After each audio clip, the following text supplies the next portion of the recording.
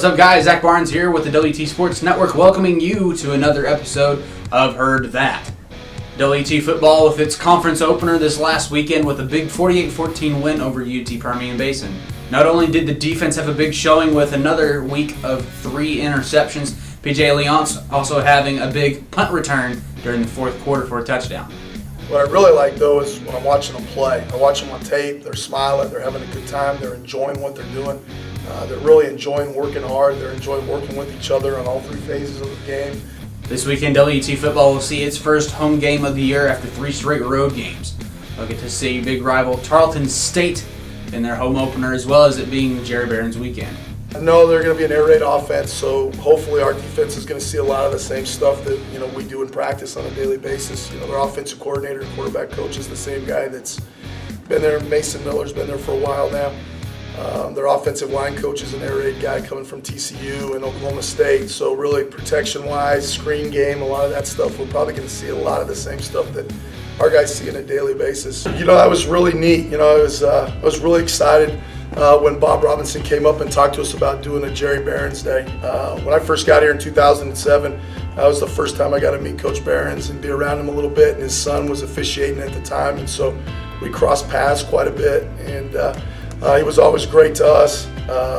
As our family, Jerry always treated my family great, and it was good to be around, and just great people. The funny thing was, you can really see what an impact a coach has on people, I've had probably 25 or 30 phone calls just wanting to know what's going on about Jerry Barron's game and what time to be here and can they come out and practice and meet the team. And they were really excited that we wore Jerry's helmet, put his jersey number on the back of our helmets and wearing the 75 and things like that.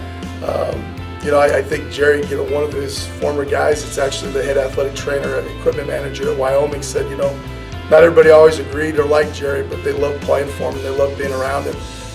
And there was a lot of respect and things like that. And I think that's the whole thing, that not every player is going to like what you do when you coach them, but when they're done playing for you, if they know that you really cared about them and loved them, and that's what all these players have said about Coach Barron's. And so for us just to do something small like that for him and his family and all that, I think it's a really small thing for everything that he's done for us in West Texas A&M and just local high school athletics. Jerry wasn't just involved with us in WT, he was involved with everything from Lubbock and Midland, Odessa, and Permian all the way up, and so, he cared about this area and cared about the South Plains and high school athletics and sports in general. So it's, putting a helmet stickers is something that's really, really small for a guy like him.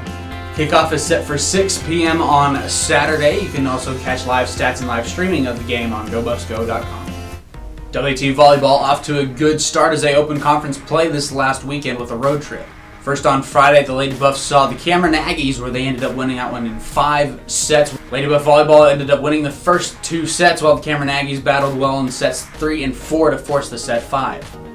Next on Saturday, the Lady Buffs saw Midwestern State, where they ended up winning that one 3 sets to 1. It was nice to get the wins. It's amazing because we talked to some of the coaches afterwards, and they said, I was like, that was amazing defense by Cameron. And Cameron paid the compliment, which we're used to, but my players are young, so they don't get it. They're like, this is the best we've played. So that was nice. Cameron just did a remodel in their gym, so it was. The volleyball team moved in the day before our match, so Thursday.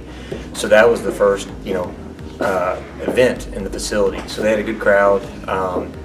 They're very aggressive on defense, and so it's sort of there's teams that sort of have a good matchup with you, just how they are mentally, and so they don't quit. And we sort of have lackadaisical runs, and it almost bit us in the butt again.